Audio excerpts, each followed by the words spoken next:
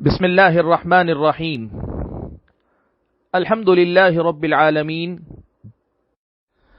والصلاة والسلام على أشرف الأنبياء والمرسلين وعلى آله وأصحابه أجمعين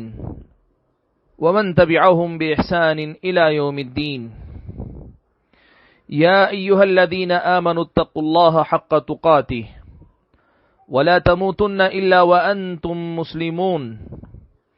يا أيها الناس اتقوا ربكم الذي خلقكم من نفس واحدة وخلق منها زوجها وبث منهما رجالا كثيرا ونساء واتقوا الله الذي تساءلون به والأرحام إن الله كان عليكم رقيبا.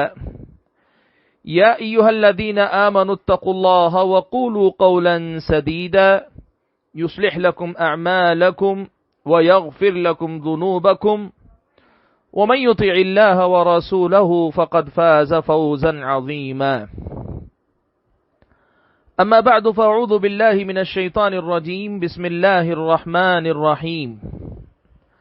ألا تزر وازرة وزر أخرى وأن ليس للإنسان إلا ما سعى. محترم حضرات، بزرگوں، نوجوان بھائیوں اور پردہ نشین خواتین اسلام،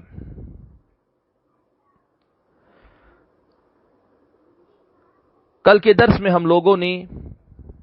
یہ مسئلہ سنا اور سمجھا تھا کہ والدین کی نیکی کا فائدہ اولاد کو ملتا ہے، اولاد کو پہنچتا ہے۔ والدین کی عبادتوں کی برکت اللہ تبارک و تعالی اولاد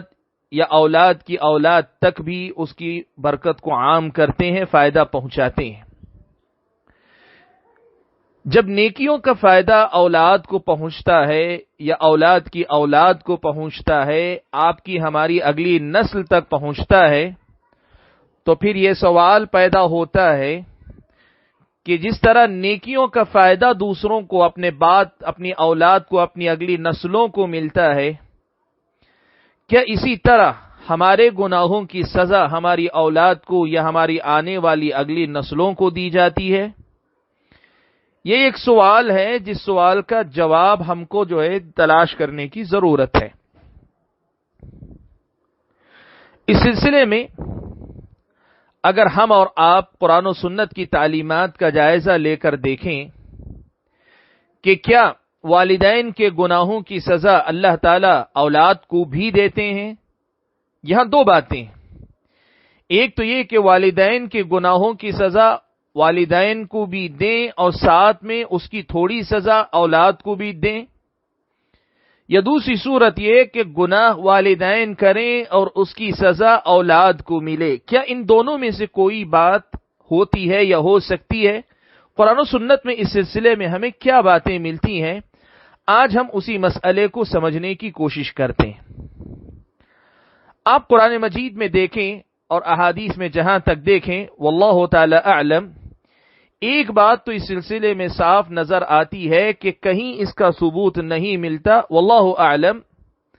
کہ اولاد کو والدین کی گناہوں کی سزا دی جاتی ہے۔ کل ہم نے جیسے یہ بات ذکر کی کہ وَكَانَ أَبُوهُمَا صَالِحًا، اللہ نے کہا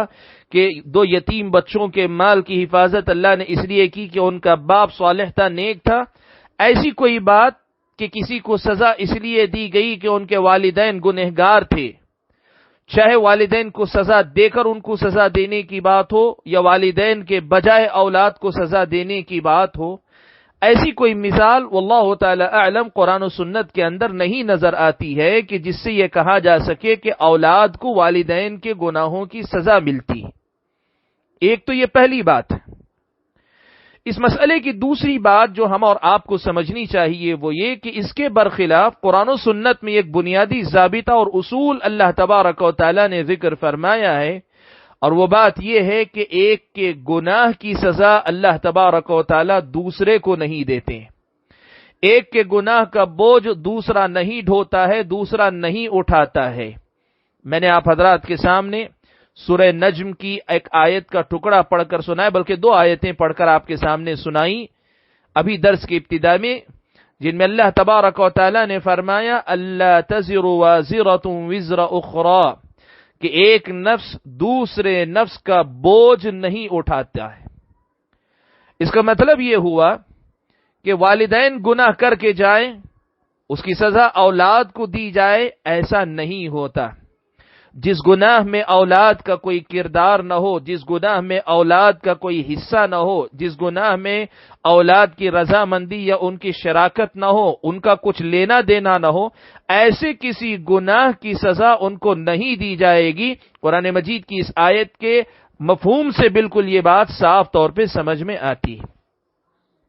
تو یہاں دو باتیں ہمارے سامنے آتی۔ پہلی بات تو یہ کہ ایسی کوئی مثال نہیں ملتی جہاں یہ کہا گیا ہو کہ اولاد کو والدین کی وجہ سے سزا دی گئی ہے، والدین کے گناہوں کی سزا دی گئی، ایک طرف یہ ملتی نہیں، اور دوسری طرف قرآن مجید کی یہ آیت اس مسئلے میں کہ ایک نفس دوسرے نفس کا بوجھ نہیں اٹھاتا، یہ آیت اس مسئلے کو صاف کر دیتی ہے کہ اس سلسلے میں اللہ تبارک و تعالی کی طرف سے معاملہ صاف ہے کہ اولاد کو والدین کے ایسے گناہوں کی سزا نہیں ملے گی جن گناہوں سے ان کا کچھ لینا دینا سرے سے نہ ہو۔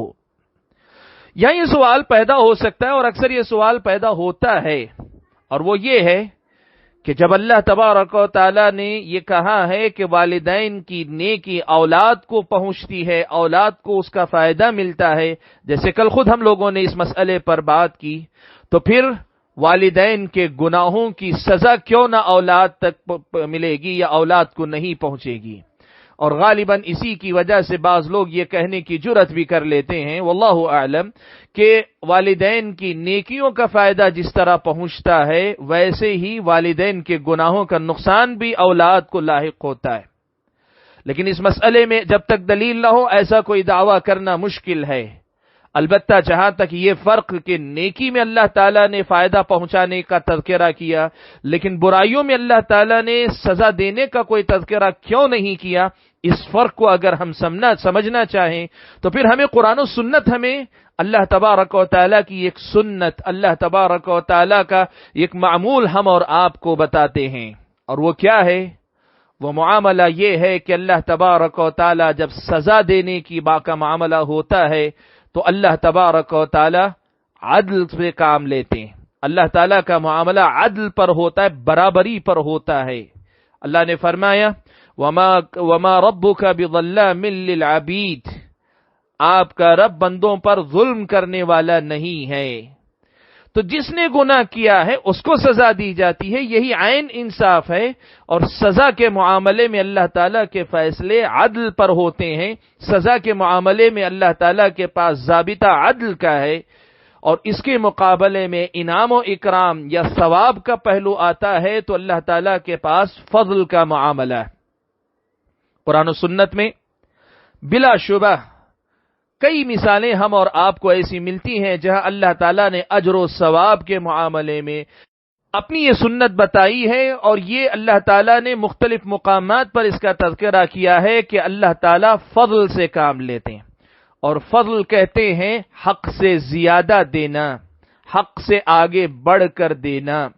اللہ تبارک و تعالیٰ نیکیوں میں رحمت کا معاملہ کرتے ہیں، فضل کا معاملہ کرتے ہیں۔ جیسے آپ نے وہ مشہور حدیث سنی ہی ہوگی کہ بندہ جب نیکی کا ارادہ کرتا ہے تو نیکی کے ارادے کے ساتھ ایک نیکی لکھ لی جاتی ہے، اور اگر وہ بندہ نیکی کر لیتا ہے تو پھر اللہ تعالیٰ اس نیکی کو 10 گنا بڑھا کر لکھتے ہیں، اور جس کو اور بڑھانا چاہیں بڑھا کر لکھتے ہیں۔ لیکن برائی کا معاملہ اس کے برعکس ہے کہ اللہ تعالیٰ بندہ جب برائی کا ارادہ کرتا ہے تو کچھ نہیں لکھا جاتا، جب برائی کر لیتا ہے تو ایک ہی برائی لکھی جاتی ہے۔ قرآن و سنت میں اس حوالے سے بہت سارے دلائل ہیں، میں نے سردست آپ کے سامنے صرف ایک دلیل کا تذکرہ کیا جو اس مسئلے کو واضح کرتی ہیں کہ اللہ تعالیٰ کے پاس یہ سنت ہے، یہ ضابطہ ہے کہ اللہ تعالیٰ گناہ کے معاملے میں عدل کو اپناتے ہیں، اور اس کے مقابلے میں جب نیکیوں کا معاملہ، انعام کا معاملہ آتا ہے تو اللہ تعالیٰ فضل سے کام لیتا ہے۔ اب اس ضابطے کی روح سے یہ بات سمجھ میں آنے والی ہے کہ جب بندہ کوئی نیکی کرتا ہے تو اللہ تعالیٰ اس کی نیکی کا فائدہ اس کو دیتا ہے، اور یہ اللہ کا فضل و کرم ہے کہ اس کی نیکی سے اللہ تعالیٰ اس کی اپنی اولاد کو بھی فائدہ پہنچاتا ہے، اس کی اولاد تک بھی اس کے اثرات پہنچاتا ہے، اولاد کو محروم نہیں رکھتا ہے۔ یہ اللہ تعالیٰ کے فضل کا معاملہ ہے۔ لیکن جہاں تک گناہ کا معاملہ ہے، کوئی گناہ اگر کرتا ہے تو اللہ تبارک و تعالی خود اس کو اس کے گناہ کی سزا دیتا ہے، اس کے علاوہ اس کی اولاد کو یا کسی اور کو گناہ کی سزا نہیں دیتا ہے۔ قرآن سنت کے دلائل کی روشنی میں یہ مسئلہ ہمارے اور آپ کے سامنے صاف طور پہ سمجھ میں آتا ہے۔ لیکن اس مسئلے میں آپ کے سامنے ایک اور بات بھی بتانا چاہوں گا۔ عوام الناس میں ایک مسئلہ مشہور ہے کہ اگر کوئی آدمی کسی دوسرے کی بیٹی یا بیوی یا اس کی بہن کے ساتھ برائی کرتا ہے تو اللہ تبارک و تعالی بھی ایسے کسی انسان کو مسلط کرتے ہیں کہ اس برائی کرنے والے انسان کی ماں یا بیٹی یا بہن کے ساتھ برائی کرنے والے یا اس کی بیوی کے ساتھ برائی کرنے والے ہوتے ہیں، اور یہ اللہ تعالیٰ کی طرف سے سزا ہوتی ہے اس کی گناہوں کی۔ یہ بات عوام الناس کے اندر بہت زیادہ مشہور ہے۔ اس کے پیچھے دراصل ایک ضعیف روایت کا کردار ہے، ایک ضعیف روایت ہے جس پر اس مسئلے کا دار و مدار ہے۔ امام حاکم نے اپنی مستدرک کے اندر حضرت ابو ہریرہ رضی اللہ تعالیٰ عنہ سے ایک حدیث نقل کی ہے کہ نبی علیہ الصلوۃ والسلام نے فرمایا، عفوا عن نساء الناس تعف نساؤکم، تم لوگوں کی عورتوں سے اپنی عزت و عصمت کی حفاظت کرو، یعنی عورتوں کے معاملے میں تم پاک دامنی اختیار کرو گے تو تمہاری عورتیں بھی پاک دامن رہیں گی۔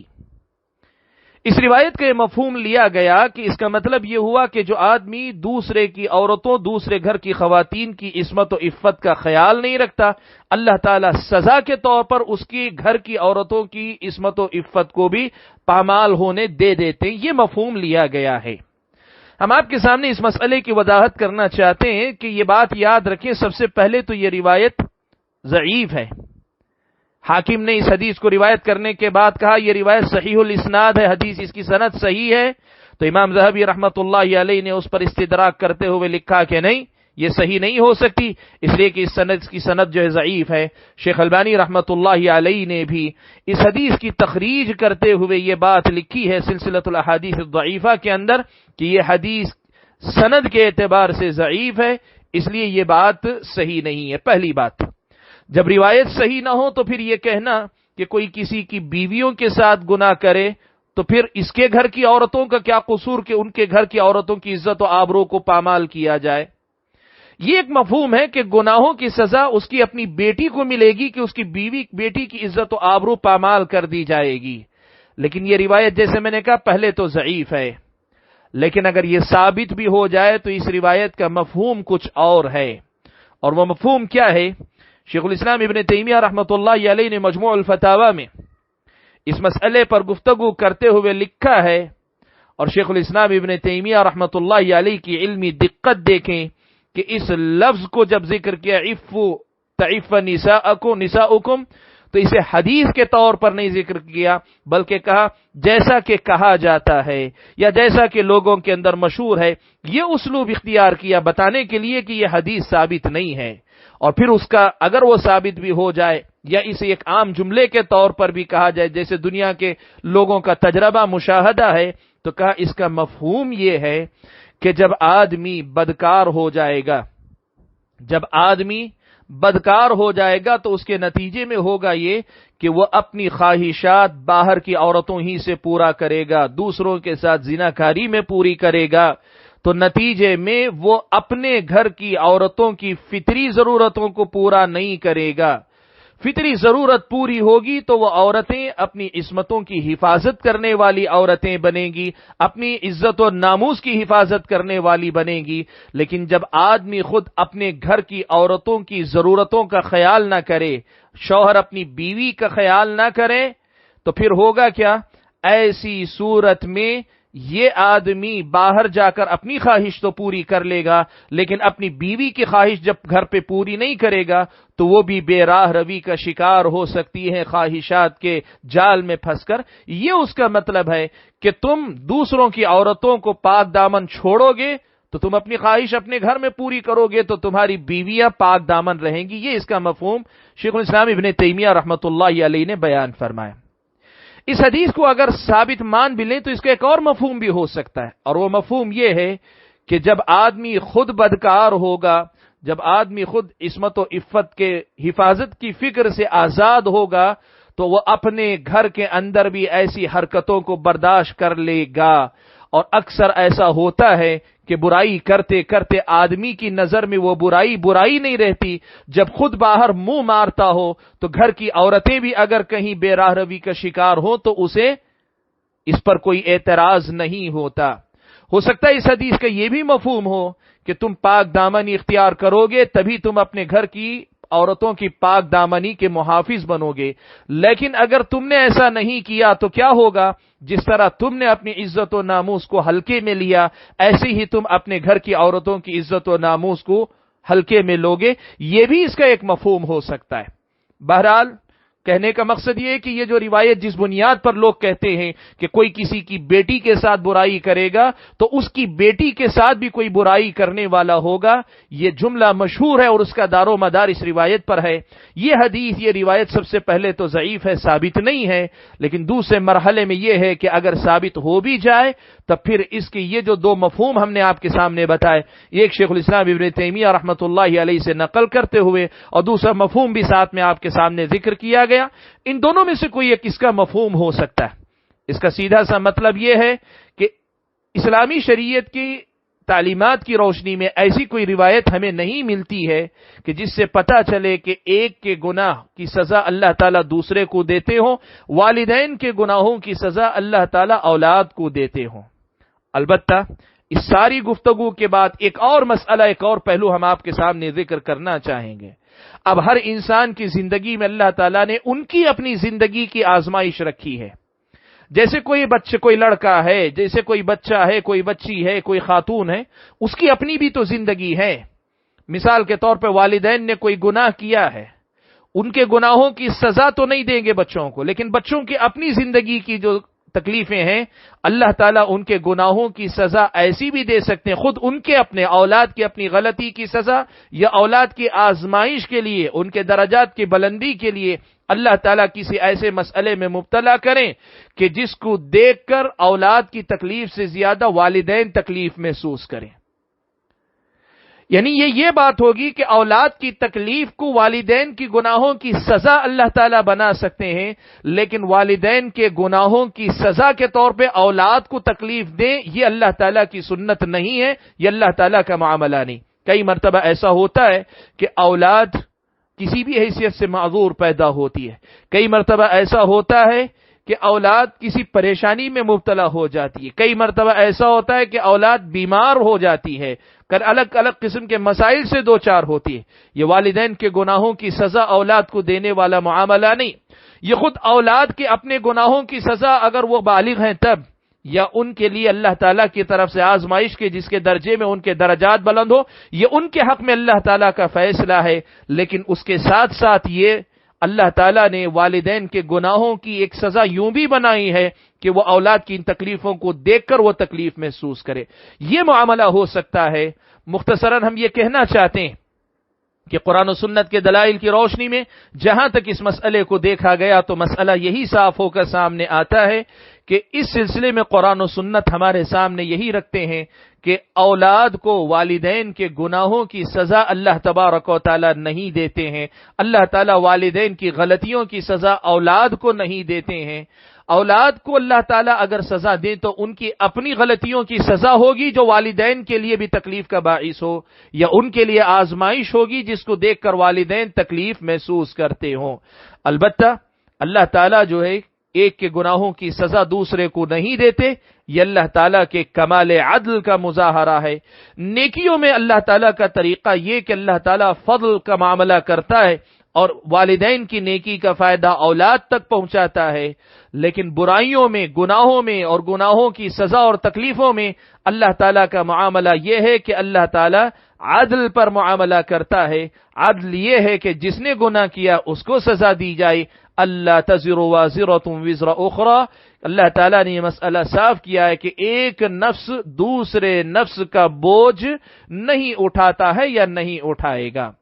اس ساری گفتگو کی روشنی میں پیغام یہ دینا ہے کہ نیکی اور برائی کے سلسلے میں اسلامی شریعت کی ان باتوں کو ذہن میں رکھتے ہوئے ہم اپنی زندگی کو سدھارنے کی کوشش کریں۔ ساتھ میں ہم اپنی گفتگو کے اختتام میں یہ بھی کہنا چاہیں گے کہ یہ بات کہنے کا مطلب کہ اولاد کو آپ کے گناہوں کی سزا نہیں دی جائے گی، اس کا یہ مطلب نہیں کہ کوئی آدمی اس کو بنیاد بنا کر کہے چلو جو ہوگا میرے ساتھ ہوگا، آدمی جری ہو جائے۔ ایسا بھی نہیں ہونا چاہیے۔ شریعت اسلامیہ کے ہر مسئلے کے پیچھے حکمتیں اللہ تعالیٰ کی بہت ساری ہوتی ہیں۔ یہاں اللہ تعالیٰ نے عدل کا معاملہ کیا اور حقیقت میں اللہ تبارک و تعالیٰ کی جو ہے یہ حکمت ہے، تو اس حکمت کو سمجھ کر آدمی کو خود کو بھی گناہوں سے روکنا چاہیے تاکہ اللہ تبارک و تعالیٰ اسے بھی سزا نہ دے، اسے بھی گناہوں کی سزا نہ دے۔ آدمی کو اس کی فکر کرنی چاہیے۔ کوئی گناہ چھوٹا نہیں ہے، کوئی گناہ معمولی نہیں ہے، اور گناہ کا کوئی ایک نقصان آپ سمجھتے تھے وہ نقصان نہیں ہو رہا ہے تو اس کا مطلب یہ نہیں کہ آپ خوش ہو کر اور زیادہ گناہ کریں، بلکہ اللہ تعالیٰ کے شکر گزار بن کر کہیں اللہ تعالیٰ جب تم اس قدر کرم کرنے والا ہے تو میں تیری عبادت میں رہوں گا، تیرے گناہ نہیں کروں گا۔ اللہ سے دعا کیجئے کہ اللہ تعالیٰ مجھے اور آپ سبھی حضرات اور خواتین کو اس مسئلے کو سمجھ کر اپنی زندگی میں اس سے فائدہ اٹھانے کی توفیق عطا فرمائے۔ آمین۔ والسلام علیکم ورحمۃ اللہ وبرکاتہ۔